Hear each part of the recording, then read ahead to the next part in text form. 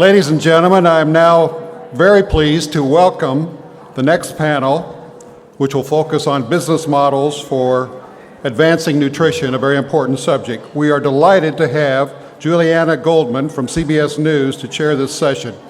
Please give them an introductory round of applause to welcome them.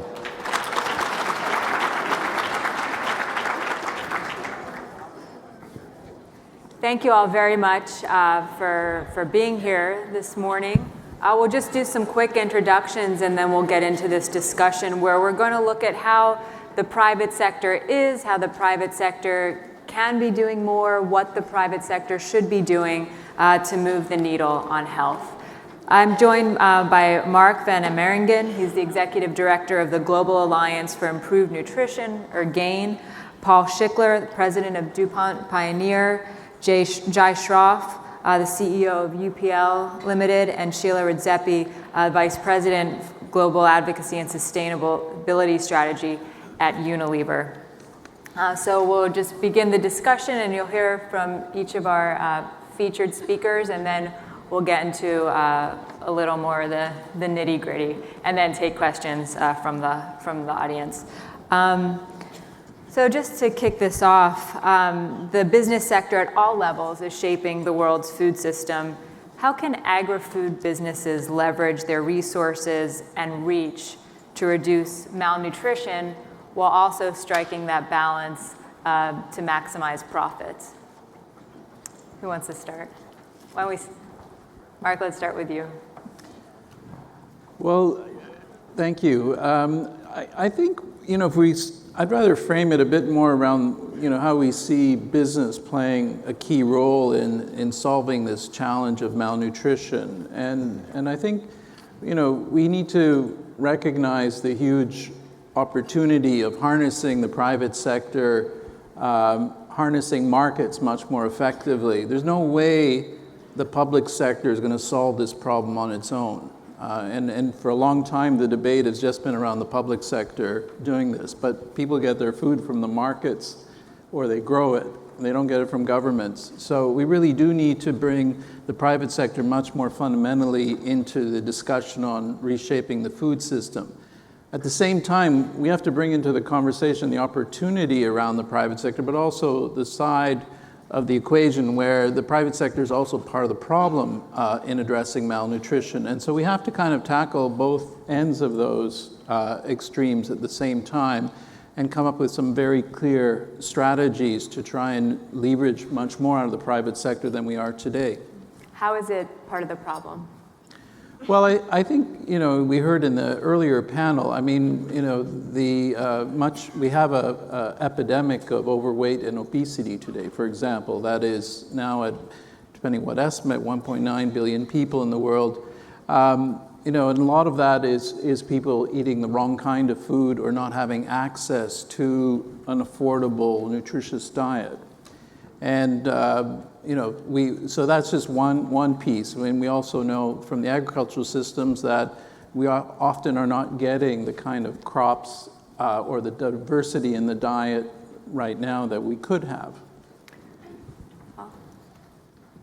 Yeah, go ahead. Okay, wasn't sure.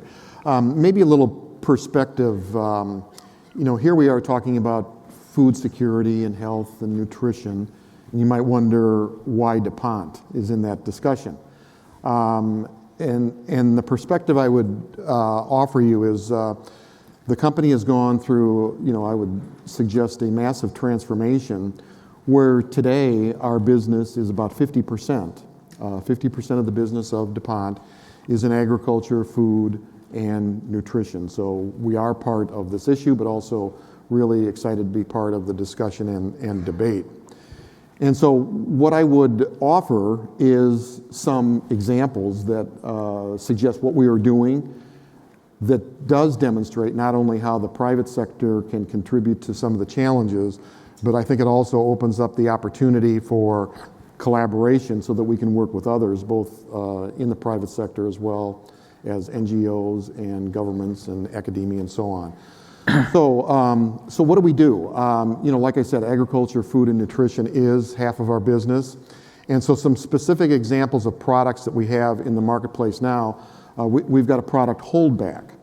It's hold back. It is a culture that can be added to meat and dairy products to prevent the development of bacteria, yeast, and molds. So basically, addressing the food waste issue that we've already talked about this morning.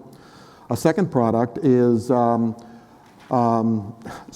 in Malawi. It's called Sibusiso, and it is a soy and ground nut supplement that can be added to products, again, adding to the nutritional value. But the great thing about it is it doesn't require cooking nor refrigeration. So again, it helps solve the nutrition as well as the storage issue. But now, take it a little bit more deeper into the business that I'm responsible for, and that is the seed business. And again, seed is somewhat foundational to some of the things, the issues and the opportunities that we're talking about. Our business, the DuPont Pioneer business, really looks at seed genetics and traits, but also taking the knowledge that we can provide to farmers, basically enabling like an extension service, taking knowledge to farmers locally so farmers can use that knowledge together with the right inputs, including seed, and get the best outcome. And so when I think of food systems, you have to have that foundation of having the right sufficient amount of food produced in an efficient way. So sufficient and efficient capability, and I think we can do that, as I said, through seed genetics, technology, and extension or education. So again, some examples of how that plays in food and agriculture and nutrition issues. We have a couple products. One is Plenish soybeans that changes the profile of soybean oil to make it healthier. Basically, it has a profile very, very similar to olive oil with 0 trans fat. So there's an example where we can, through breeding and seed, deliver a better nutritional product to consumers. We have another product called Africa Biofortified Sorghum, where we can change the profile of sorghum. And again, that is a staple food in many countries around Africa. And what it does is it increases the level of vitamin A, protein, zinc, and iron. Again, nutrients that are very, very important, particularly for children in the developmental stage. So it's essentially a supplement? No, it's bred into the seed so that the crop, when it is produced, has those increased attributes. In fact, the level of vitamin A would deliver 100% of the daily requirements of a child during the development in their youth. So tremendously valuable. And then finally, a couple of other, you step one step further into the biotechnology frame, and even things like herbicide-tolerant crops enable farmers to use safer chemicals or lower rates of chemicals that, again, allow them to produce a crop in sufficiency for their needs, their family needs, and also to bring crops to the market, but do it in a safer way. We also have, of course, insect protection technology through biotechnology that prevents insects from damaging crops. Again, here, you then remove or eliminate the need for chemicals to be applied since you're doing it in a more natural fashion. But then it even has a safety outcome because it eliminates or minimizes the impact of mycotoxins affecting the corn that is grown through insect damage. So bottom line is there's a lot of ways for a private corporation to play in the agriculture, food, and nutritional improvement, all the way from stabilizing through sufficiency and efficiency, a crop production system that is much more resilient so that farmers can make a livelihood, both for their family and market the excess. But we can also bring improved attributes through nutrition and safety as an outcome as well. I might conclude my opening comments, though, with really what this suggests is a topic that is in front of us all, and that is, how do we do this in a collaborative fashion, not only with private industry and public and government and academia.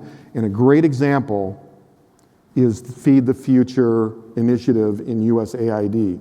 A lot of work that we do, particularly in sub-Saharan Africa, is in collaboration with Feed the Future. And if we can move that initiative through in a bipartisan fashion and have it sustainable through a funding mechanism so that we're not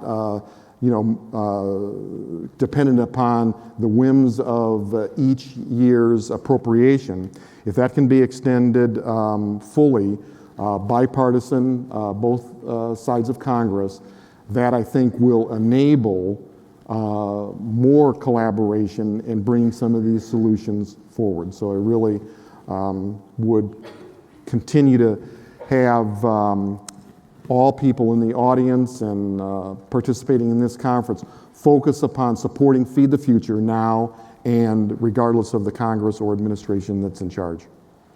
Thanks. Jai. Thanks. So UPL is a company involved with focus on improving agriculture productivity. So we are involved in inputs to the farmers, and we have been focusing on technologies to help improve productivity and increasing the production and quality of food. So we're involved in the seed business and the chemical business. We are also involved in post-harvest technologies. And in most of these cases, we have substantial market share. But when we go to smallholder farmers and some of the developing markets, we come across different challenges. And we have been trying to improvise our business models to be able to be more effective we are operating in 19 countries in Africa. And we find that we work with the farmers, improve productivity, their output goes up, but actually their income decreases, primarily because there's no offtake. And then and I think this is a big realization around the world that we need to really create cash flow for the farmers. And so UPL has been working on working with partners, with different organizations, really to see if we can increase the income. So rather than just focus on productivity improvement, how do we increase the income, diversify crops, increase the consumption in the local areas, or really allow them to export the produce from that region. That really brings another challenge, which is storage and post-harvest technologies, because if you do not have a regular round-the-year supply, you will not get ancillary industries. So we've been working actively on the potato value chain in Rwanda, for example, and in other African countries, where we realize that the farmer income, there's just no incentive for him to really increase productivity because he cannot see an improvement in income. So we have currently trying to put together a consortium to see if we can increase the offtake and consumption, local consumption, by processing industry. We're also working on some climate smart technologies where we have bioorganic polymer which increases the water storage capacity of the soil, and which will really help reduce the stress level of the plants during the dry spells, and particularly with the climate change impacts which are happening. It also reduces dramatically the fertilizer leaching in the groundwater, which is a much more developed market problem. And we believe that these things are going to be able to really reduce the risk of the farming, particularly in areas which are seriously impacted by all this climate change which is happening. Thanks. Sheila. Thanks very much, Julianna. I thought I would start with a little bit of context, if I may, before I talk a bit about what we're doing at Unilever and what we're doing, of course, in partnership with many of the organization in the room here today. It's terrific that we're having a conversation about unlocking the potential of agriculture and talking about the potential of the private sector to increase its political stakes in delivering on that promise. It's an incredibly important moment in time right now with the adoption of Sustainable Development Goals in September, and equally so in the context of climate change negotiations towards the end of the year. I think there's a tremendous amount of opportunity in both of these frameworks to address many of the challenges we're going to be talking about today, and I think the case for action is clear. And the role of the private sector in this is really to try to place pressure and apply its advocacy to raise the game in that conversation. At a very basic level, the way we look at sustainable agriculture is from the point of view of it being mainstream. So mainstream sustainable agricultural production is the best way we think we can help end hunger, improve nutrition, and achieve food security. But at the same time, we also know that this is not just about raising incomes and improving yields, and we have our investments in Grow Africa, Grow Asia, the New Alliance. It's about growing and consuming more nutritious foods so that every child can have the opportunity to get the nutrients they need to learn, to grow, and to contribute to society. I think that at a very basic level, we can pretty much make the statement that malnutrition in agriculture is unacceptable. Many rural areas are affected by stunting and by malnutrition. It's deeply unfortunate that those who are most dependent upon agriculture, or those who are growing the food for the rest of us, are often the ones who get the least of what they need. Now, add to that the challenges of rapid population growth and climate change, and you're starting to see the smallholder farmer incredibly exposed to volatility in this space. Why is this important to Unilever? Well, we're one of the world's largest purchasers of crops such as tea and palm oil and vegetables, and we know that the role we play in the size and scale of our business can act as a force for good in this space. Now, our strategy is pretty simple and straightforward, and it's to make sustainable living commonplace as the best long-term strategy for growth.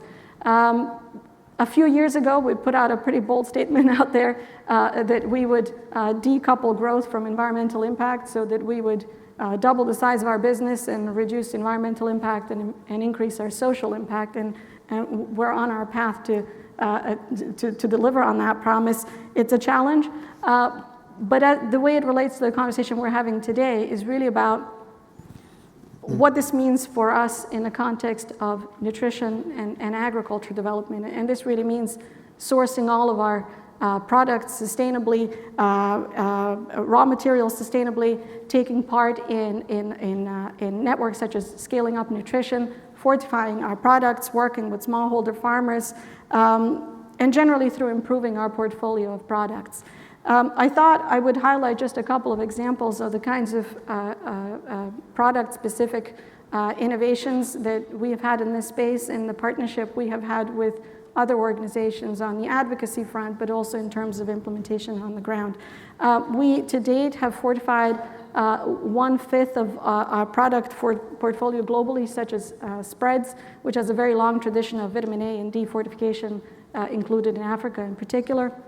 And about 25% of our total global portfolio contains about 15% of RDA, of key micronutrients, and we're looking to extend that across our portfolio. So that's what's happening with the products. A few years ago, you may know this, alongside others, we convened a group of wider businesses, NGOs and governments to commit to putting good nutrition at the very core of our business models through the the G8 Nutrition for Growth Summit in 2013, and a real opportunity to place stunting and malnutrition on the global agenda, and working very closely in partnership with USAID on this. Now, we know we can't solve undernutrition or malnutrition on our own. This is everybody's agenda, and we're delighted to be part of it, and we know that the reach that we have as a business offers tremendous opportunity for solutions in this space. What are we also doing? We're working with partners throughout our supply chain, and Marc, you've alluded to that in your address. Unilever and Gain have entered into a partnership to create a global nutrition intervention program focused on direct and indirect causes of malnutrition in our extended supply chain, and also ensuring that we're making linkages between health and hygiene, nutrition, and a specific focus on women. We know that when we invest in well-nourished and healthy farmers, they're able to make more out of their lives, and that certainly is an opportunity to strengthen food systems and empower them, and a prerogative for our business. Are there specific examples that tie in sustainability and malnutrition where collaboration between the public and private sectors have worked particularly well? Well, scaling up nutrition is one example. I think just about everybody on this panel in one way or another is involved in that. Those country-led approaches offer tremendous opportunity for private sector engagement, where governments could identify ways that they would want private sector to engage with them and deliver meaningful solutions on the ground. And equally so, the partnership that I have just mentioned that we're involved in with Gain, I think, is an opportunity for a repeatable model, one that's going to ultimately reach 2.5 million people, 800,000 farmers, smallholder farmers in our supply chain. Marc perhaps wants to say a little bit more about that. Well, I think there are a number of models, certainly that Gain has been working on for the last 10 or 12 years. I mean, one that's been really exciting, and CD mentioned it earlier, is really this marketplace for nutritious foods that's really trying to tap in Africa, small, medium enterprise, and the innovation there to come up with business offerings that will actually provide more nutritious foods to poor people in particular, and whether that's a business around chicken offals, or whether it's a dispenser around milk that poor people can have access to. It's these kind of technologies that will really reach the base of the pyramid. But the second model that's worked very effectively has been around fortifying staple foods with micronutrients. That's really to try and fill the nutrient gaps that we see in many countries where particularly poor people have a monotonous diet where they're just eating one staple food. And that's been a very successful program. It reaches 900 million people almost every day with support from Gates and USAID and others. And it's shown that it can be sustainable. It can have big impacts in countries like reducing dramatically things like neural tube birth defects.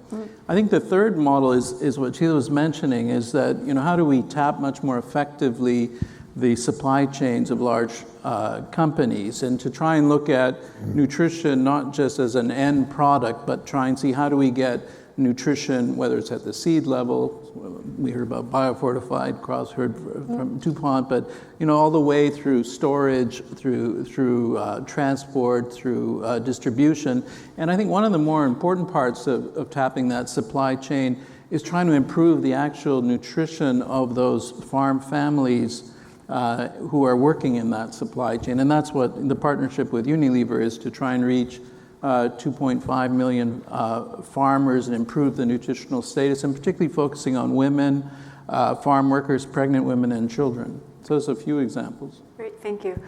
Jai, you talked about food waste, and I'm wondering if you can talk a little bit about what UPL has been doing given the lack of infrastructure in many of the places where you're working. I mean, it's an exciting time because, we have been involved in post-harvest losses for the last 30 years, and always felt the need, but the awareness of the losses, food losses, and the consciousness among the policy people, the governments, is really at its peak now. And we are finding that a lot more money is available, and a lot more people are aware of the impact of this. UPL is, we fumigate almost all food grains, 70% of the world's food grains. We have almost all the potatoes which go into storage, we treat. to increase the shelf life by almost, we could store for 12 months. When we look at some of the countries which need the income level of farmers to go up the most, like in Rwanda, there's not even a single cold storage. And so we've working on 6 countries in Africa with Agra to build about 1 million tons of potato storage. This project is ongoing. We are in discussions on how to execute it. It'll be over 5 years. We think that it will catalyze further investments because this infrastructure can be used for all perishable goods. And it doesn't exist today because you don't have an anchor product. So you really need one product which is going to pay for this investment. And then we think that this will become a business. There will be food processing industries established because they can get round-the-year supply of what they need to process, and that will really help to increase the income level of the farmers. They don't have to grow 2 crops of potato in Rwanda, which is one is a good season, one is a bad season, and they can have one crop and then they can have a more productive crop in the next season. So that's one project. We are working on grain storage systems which are more affordable, and you don't have to have huge silos because you'll never fill them up in a small village. So those sort of things are the things which we are pushing ahead. Great. And Paul, at the farm level, can you talk about some of the things DuPont is doing to increase food safety? Okay, well, I mentioned a couple of initiatives, particularly the collaboration that we have with USAID, and specifically that is in Ethiopia. And, maybe that is a good example because it has had consistency over time. It does demonstrate how government organization, NGOs, private company, and the local government can work together. And so what we did is in 2013, we worked with the Ethiopian government, USAID, to put in place a system where we do a number of things. First, we collect the right inputs, so seed, fertilizer, credit, so that farmers can afford to invest in the crop, and then also the education that is required to maximize the potential of those inputs. So those in combination have been put in place. We touched 30,000 farmers in Ethiopia, and we've got examples where the results have yielded a 200% yield improvement over time. That has not only created food security for that local environment, but it's also taught those farmers how to get the most out of the resources that they have, and they spread that knowledge to other farmers in those villages. Just within the last 2 months, we renewed this collaboration with USAID for another couple of years, so we look forward to driving that further into the country. But the important thing here is not only the collaboration, is that it's been done over time consistently.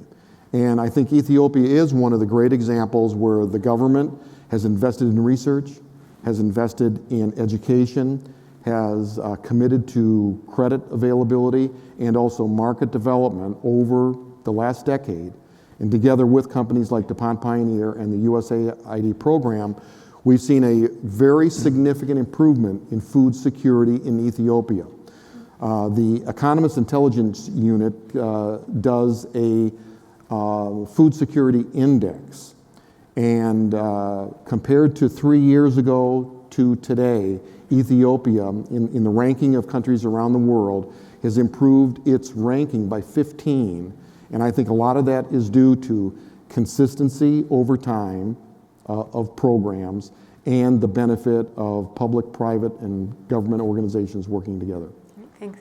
Sheila, I was struck by what you said about the people, the smaller farmers who are producing the most are often getting the least of what they need. I was wondering if you could expand upon that a bit.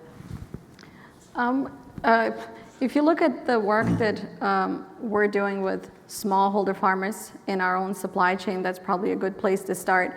I mentioned earlier that about 5 years ago or so, when we launched the Unilever Sustainable Living Plan, we had some fairly concrete commitments about the way we're going to source our raw materials. And we did that with a strong focus on the smallholder farmer, who is at the very center of global food security, agriculture development, improved nutrition, hunger reduction, just about everything in this space.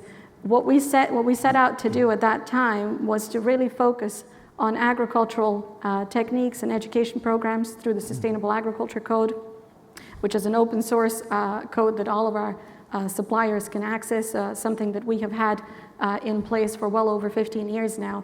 And the reason why we think it's incredibly important is the more we bring the smallholder farmer into our supply chain, the greater the stability in terms of local sourcing of particular products that we're working on in the context of our commitments in Grow Africa or Grow Asia, but also because a more sustainable supply chain focused on the smallholder farmer addresses the long-term issues of food security. So that's really where we were coming from. And just more broadly, in Asia and Africa, many of the solutions to nutrition come from small and medium-sized enterprises. So how do you engage them? Well, I think one of the things that we've learned is that small medium enterprises are 95% of the business sector in places like Africa. Half of the workforce in Africa is employed in small medium micro enterprise. So. And they're the ones who link very closely to smallholder farmers. They link to the base of the pyramid consumers. So they're really quite critical to what we need to achieve. And I think engaging with them, when we've discovered through the marketplace, is that they need a lot of help. At one level, there's a huge amount of innovation there that is untapped. The other level is that they need support in coming up with business plans. They need financing facilities. They need training. They need infrastructure. And they need a lot of technical assistance to go all the way through. And I think a lot of those support structures are not in place. You've seen in the world that there's a lot that went in for micro enterprise, and then a bigger, as they go up over $500,000 in value, there's more kicks in. But in this sort of small space of 50,000 to 500,000, there's very little there, and that's where I think we really need to put a lot of our investment, and particularly we need to be looking at supporting entrepreneurship, and many of these businesses are led by women. Many of those smallholders are women too. So that's the other area that we need to focus on, because that's also our target group for nutrition. You talk about the education. Where do you see that coming from? Who's in the best position to be implementing those kinds of programs? Well, I think part of it has to come from donors who support these kind of investments, and national governments need to be supporting that. I mean, I think you see a lot of systems that are established at the country level. They're not very geared to supporting the small entrepreneurs, and it's difficult. I mean, let's be honest. It's not easy to do this, and there's a high rate of failure and a high rate of risk. So it is the most challenging area to go into. So people tend to go to the bigger companies or where it's a bit easier. So I think you need to put in place a lot more facilities that would provide those inputs. I might add to that. Education, particularly for youth, is a special passion and interest of mine. And for instance, it's great that we've got the next generation farmers here with us today with the Chicago Council. That's great. But still, if you look at the audience, it's 90% people our age who will be out of their careers, in 2040, 2050, when today's farmers, who are 15 years old, are going to be part of solving the problems that we're talking about today. So we must engage and inspire through education today's youth if we're going to have sustainability and continuity to some of the problems that we're solving now, but increasingly greater problems in the future. We're trying to do that. We can't do it by ourselves. The next generation farmers here are great.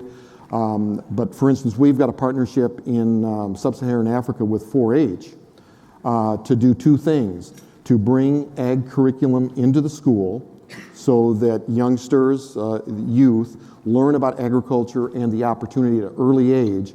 So it's something that, again, they aspire to rather than move away from. So that's one thing. And then the second thing is we put in gardens in the school so that they actually can practice and see how to use some of the skills and then develop a market opportunity as well. Through that initiative, we've touched 35,000 youth in Africa. Now, that's not enough, but it's a start. But again, I want to continue to emphasize that if we must together engage with youth so that they can create that aspiration that this is a field, an opportunity that they want to get into for their career. Anyone else on engaging youth? When we have our extension teams working in really poor areas around the world, we find that they're very hungry to learn.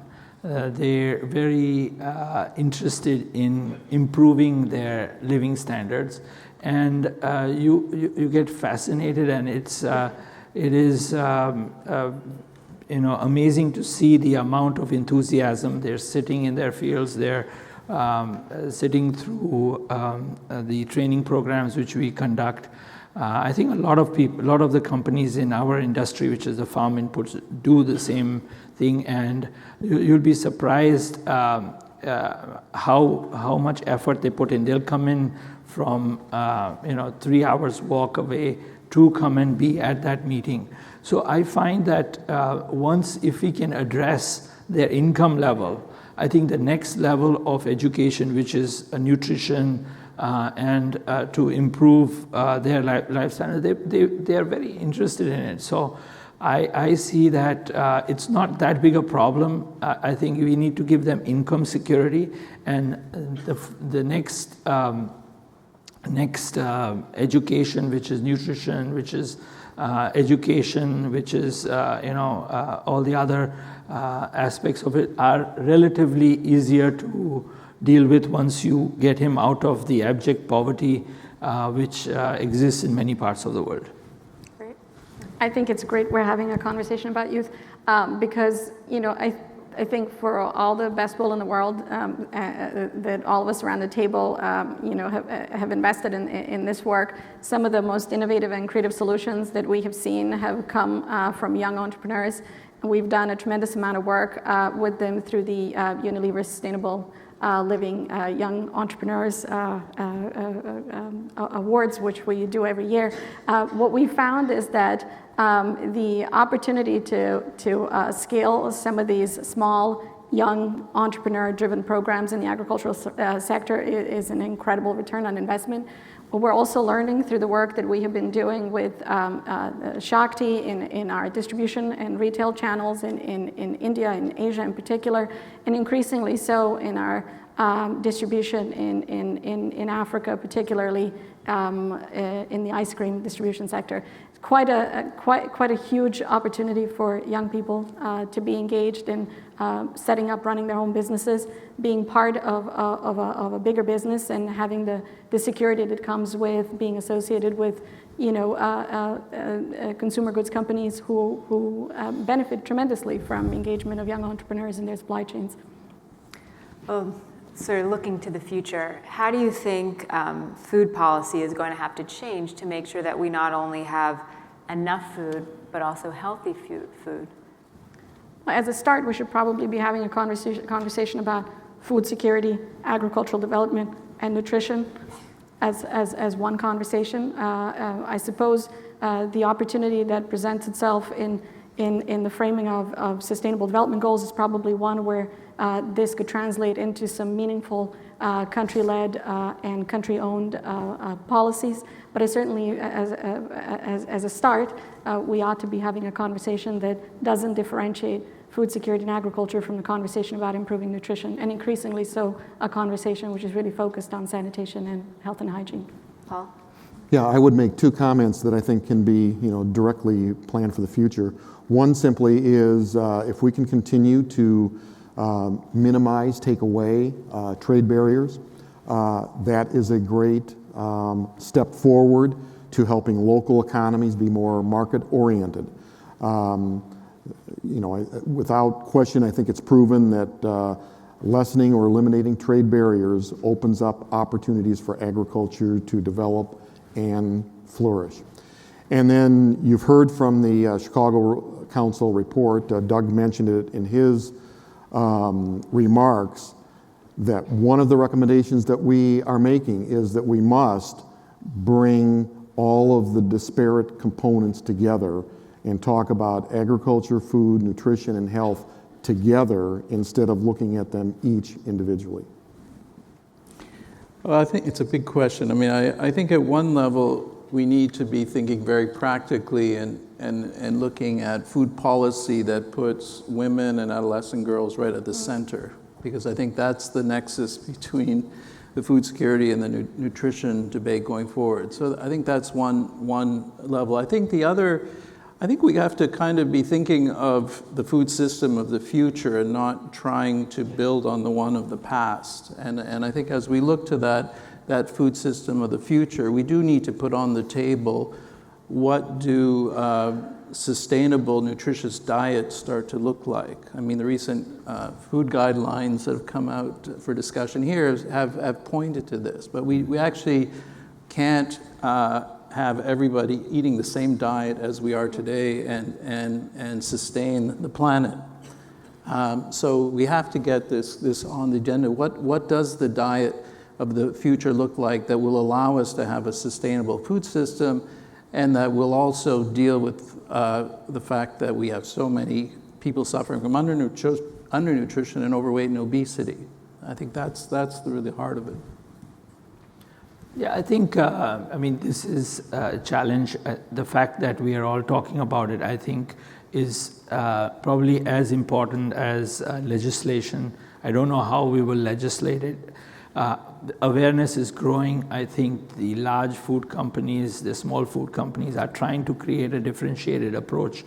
I think it is on its way. I think I don't know if we can legislate it, because we have technology which can improve food, but if the cost goes up, we just cannot get it onto the shelf. For example, we have a very healthy sunflower oil. It's more expensive. We cannot get it into the market. But I think awareness is going to drive it. There's going to be a first mover who capitalize on it, and it'll have to follow its own journey. Look, as we move to a more urban world, what are the challenges to providing healthy food to urban areas, even in the developing world?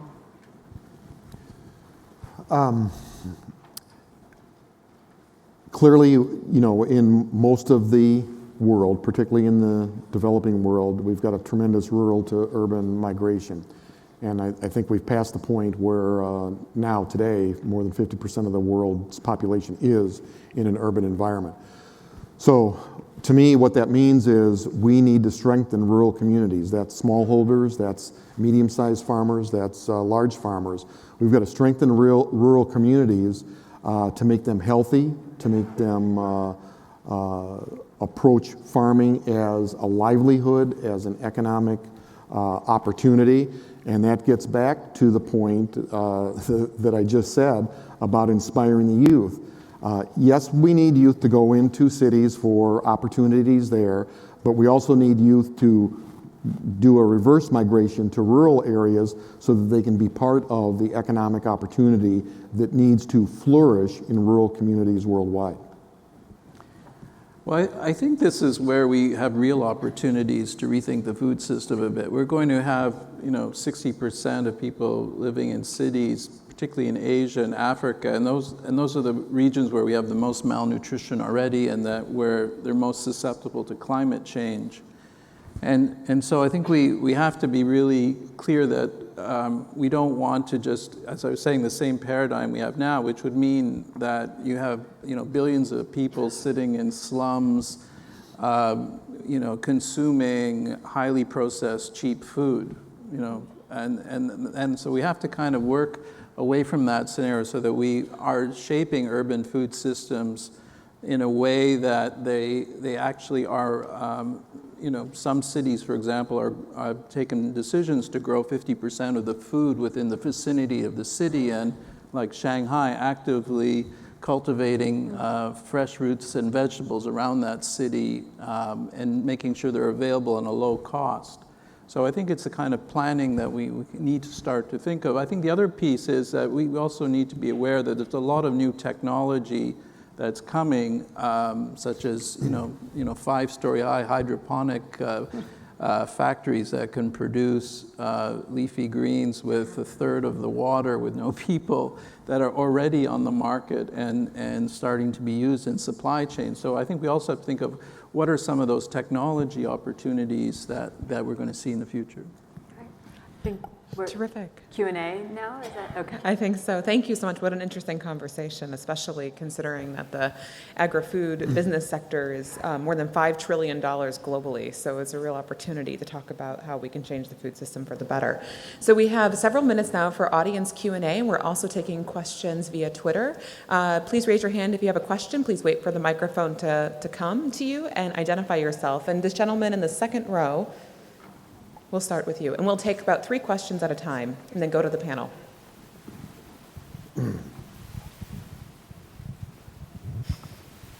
Thank you. My name is Vijay Sardana. I'm from India.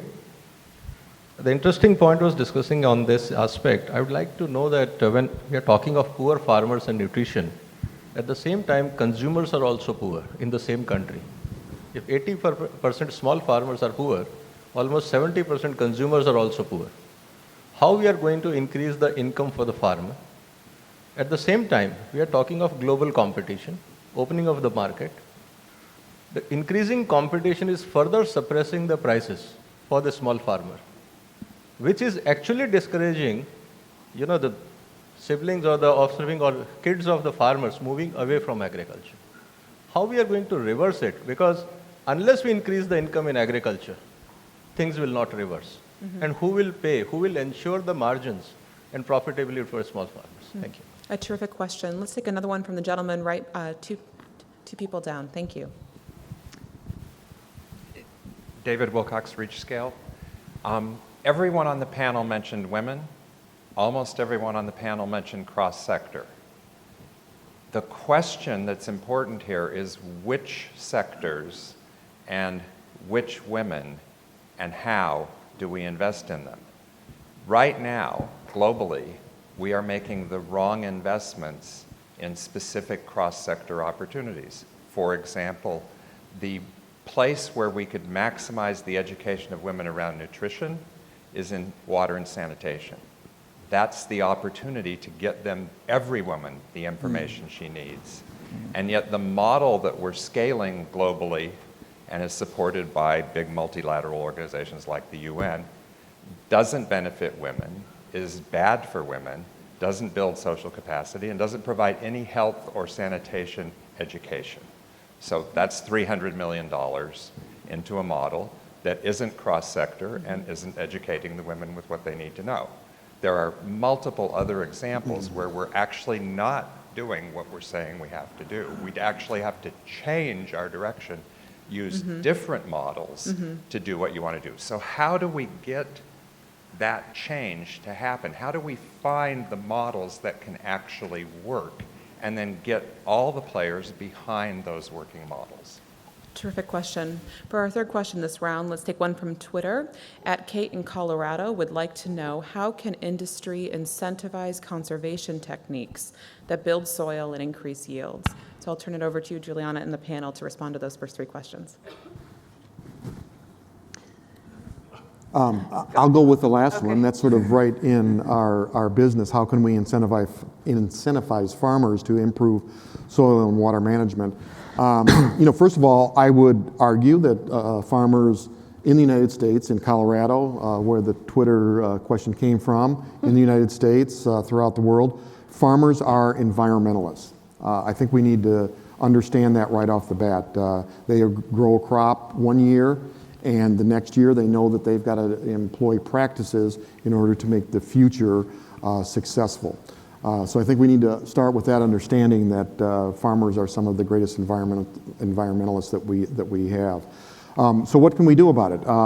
We at DuPont Pioneer work on that basically every day. Number one, we're looking at products, seed products, as well as practices to better use soil, water, and nutrients most effectively. And then to educate growers to take advantage of those attributes that we try to build in to our products. To the question that you raised about how to take that knowledge, you were basically saying take that knowledge to women, but the equally challenging issue that we have is how do you educate others? With what we try and do, we are focused upon educating farmers. Our business model is we're going to develop products, but we're not going to be successful if we don't educate farmers, women farmers, on how to use those products most effectively. So that is our business model. If we do that, it improves their livelihoods. And that's the end state that we want. An example, we work with AWARD, the African Women Agricultural Research Development Organization, I think is the acronym for it. And that is specifically targeted to educate women in Africa about how to employ better practices, ultimately to make a more economically attractive outcome.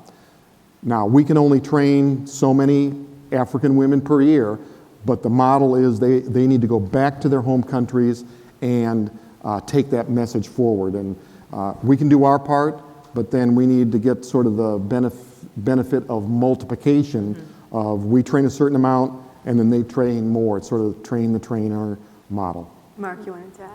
Well, I just wanted to pick up on the issue of the not having, the right models to reach women, for example. And I think that's a really good point. I think it's one of the things we see is we're all very much stuck in our silos. And it's very, and you can see it with agriculture, nutrition, we're now trying to force those two together, and it's really hard.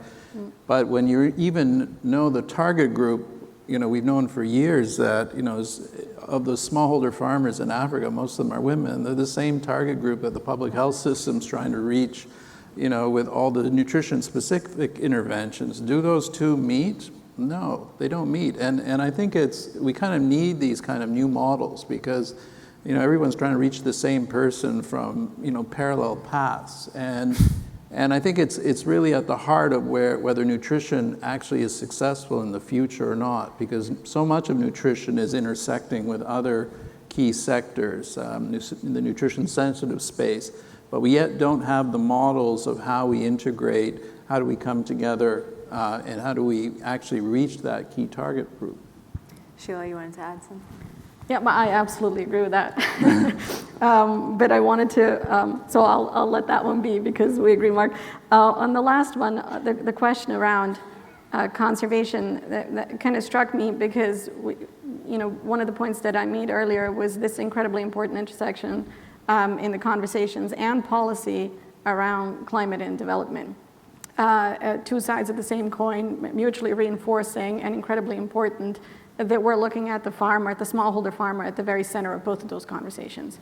One of the things that we've learned is that we have up until now reached about 800,000 smallholder farmers with agricultural techniques that not only address issues around improving yields and productivity on the farm, but also doing so in a sustainable way to ensure that they can continue to reap the benefits of sustainable agricultural techniques. So if we can all deploy that across all of our supply chains, imagine the tremendous knock-on effect that this would have on smallholder farmer communities all over the world. So just reinforcing that point that we do need to have a climate and development conversation joined up for the benefit of the smallholder farmer. So, I mean, talking about what industry is doing to improve the farmers' practices to be more sustainable, I agree with Paul. I think they are very, very conscious. This is their prime asset. They will, if knowingly, they will not abuse their prime asset, which is their land or where they get their income.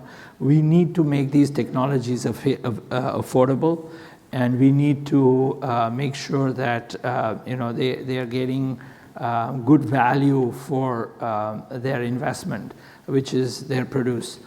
If we can achieve that, I think we don't need to worry about that he was going to destroy his land. We need to make technology available, and he will use it, because nobody destroys their primary asset. I mean, whatever people may say. Thank you so much. We'll go back to the audience with a question from Derek Yock at Vitality Institute. Hi. Thanks, Lisa, and really exciting panel. I want to go back to the point that Greg Page made and ask a question based on it about price. He highlighted the importance of price in all of these decisions. Jay just mentioned the problems he's having with his healthy sunflower because of price. We know in our own vitality work that if you discount healthy food, you get dramatic shifts in consumption for the better, both for people's human health but also for the environment. So the question is, should we be encouraging the Chicago Council as a follow-up? Lisa's already freaking out about this, to undertake a massive effort to really look at the true cost of food that takes into account the environmental and health consequences, because I suspect what will happen is that it'll raise dramatically the price of beef. It'll make palm oil totally unaffordable, and it'll make fruits, vegetables, nuts, and grains affordable to the large masses in the world. And if that's done with the investors, it could very well send the right signals to those who need to think about the true costs, as opposed to just one part of the supply chain, and aid the shifts that this report so ably talks about. Thank you so much, Derek. Do we have another question from the audience? Oh, yes, the woman about 3 rows from the back. Florence Dunkel, Montana State University. We've heard a lot about cultural sensitivity and sustainable intensification, but I haven't heard any, and we've heard about livestock, but we haven't heard about micro livestock. And I'm wondering, in the case of micro livestock, such as edible insects or food insects, do they have a place at the table? I'd like to ask the panel. 2 billion people in the world have edible insects on the table, and they have about 2,000 different species of them on the table. And besides that, the nutritional issues have to be addressed. Okay, thank you. Thank you so much. And the third question we'll take from Twitter, and this is for the companies on the panel that are public. Brennan Costello wants to know, specifically, how do businesses balance shareholder obligations with socially investing in global nutrition? So with that, I'll turn it back over to the panel. Should I take the last one? Yeah, go for it. Derek, I'll go to your question on pricing, full pricing. That's an interesting concept, and it is, I think, one that maybe the Chicago Council should consider exploring. But give you an example of something that we're doing, we, DuPont Pioneer, but also the agricultural industry. I think we need to look much more closely. I mentioned just previously that farmers are great environmentalists. But I think agriculture needs to look much more closely at soil, water, and nutrient practices and see what we can do to help solve farmer problems, environmental issues, and all of these ultimately have an effect on climate factors. And so that's something that I'm confident that as we look to the future, and even now, agriculture will start building those kind of consideration, soil, water, and nutrient utilization into our plans and ultimately, to your point, into the economics or the pricing. Anyone else want to? Last question. I could take the last question because I took an interest in that one, if you don't mind. I think at a very basic level, companies were set up to fill a gap in society of one kind or another. We started out as a soap company because cleanliness and hand washing and hygiene were an issue 150 years ago or so, and continue to be in many parts of the world. That focus has enabled us to really ensure that we're serving the needs of all stakeholders, not just shareholders. So all stakeholders in society, including those that measure us against our short-term performance and those who measure us against our long-term performance. When we put the Unilever Sustainable Living Plan at the very core of our business model, we placed nutrition at the very core of the Unilever Sustainable Living Plan as one way we were going to demonstrate the long-term commitment to the totality of our stakeholders as opposed to those who were just looking at our short-term shareholder return. So I just thought I would close with the fact that we do need to have to look at all of our stakeholders, that we're here to fill a basic need in society, and that we can fill it and still make profit. Thank you. Okay, great. Well, Lisa, we didn't answer the insect question. Oh, there was I was going to prompt you. Sorry about that. If And consumers it's a great want- question. My business, we're not looking into producing insects right now, so I can answer it in that way. But I think what you suggest is very compelling, and that is we need to take advantage, we need to listen, we need to understand local cultures, and we need to think about, when we have problems, applying solutions locally to those problems. That's I think, the bigger question that you're raising.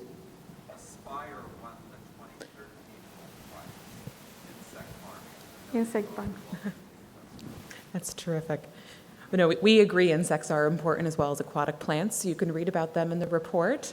To close, we'll just ask kind of the panelists one final question, and this comes from Dan Glickman via Twitter. What are the one or two critical research and development priorities to improve nutrition worldwide, either by the public sector or the private sector?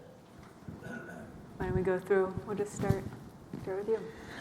Well, yeah, I would say first, I mean, one of the biggest priorities, not just in research development, but in moving the agenda forward, we do need the private sector to step up a lot more than it has. You know, I think after working on this for a dozen years, actually, it's been very hard to get the private sector engaged on nutrition. Some of the champions are here in this room, but you know, the private sector has been slow to take up the call to invest in nutrition. And so we kind of have to look at, you know, how do we nudge the private sector a bit more to move more quickly, and also how do we incentivize the private sector so that it is, you know, making some of these investments. And we have to recognize that some of these investments are risky. A lot of places there aren't markets, a lot of places consumer awareness is very low, but you know, we have to start to look at some of those mechanisms. I think on research, with the Canadian government and about 10 companies created the business platform for nutrition research, where companies could work on a pre-competitive basis to try and work on some common areas around nutrition. I mean, the three first areas that they're looking, this is supporting public research, is you know, getting clear biomarkers so that they can show impact. The second is really working much more closely together around behavior change. Mm-hmm. And the third is really around food safety. So those are, at least from the business so far, those are three top priorities that are coming up. And so what we will do, the one thing that we will do to help us move this forward is DuPont Pioneer will continue to invest in research to improve productivity, but that also comes with resiliency against some of the challenges that we face, and also to make it economically viable for smallholders everywhere in the world. So that's what we're going to do. I think continuing to advance productivity and resiliency in an economic fashion will help with food security. And then we want to do that in partnership with others so that we can advance nutrition and health at the same time. And Dan, I think we can do that with Feed the Future. So I think that, first of all, I think there is a common understanding that to have sustainable agriculture development and nutrition, we all need to make the vehicles of delivery, it has to be profitable. It's very reassuring to hear that the private sector is important. I think a few years ago or a little longer than that, it was private sector there was very little engagement between the private sector. Today there is a lot more engagement between the private sector and the international organizations. So I think that is great. I still think that the time horizons of what a private sector can afford to invest in is different from what the large multilateral organizations talk about. You know, they're talking about 10 years, 15 years ahead. We're talking quarter, 2 years, 3 years for delivery. So it has to be profitable, otherwise it's not sustainable. And I think we need to really get our goals, our timeline goals more aligned. And I think we'll be able to achieve much better results from all the huge efforts going on around the world. Sheila? 3 quick things. I think we should mainstream sustainable agriculture, and ways to demonstrate how that delivers on many of the issues that we have talked about today would be incredibly valuable. I think, sir, to your point earlier about what have we learned from the reasonably successful behavior change models that have worked in the space of WASH in particular, and how those get redeployed in this particular space would be very important. And the last, what are the models of collaboration that offer the opportunity to move entire systems? And I'm thinking here, how do we build on the kinds of things that we've seen in Gavi and maternal and child health? How do we build on some of the successes that have originated from the Consumer Goods Forum on palm oil as examples of that? So what could you do that would perhaps replicate some of those cross-sector collaborations in this space too? Wonderful. Well, unfortunately, that's all the time we have. Please join me in thanking Julianna and our terrific panel.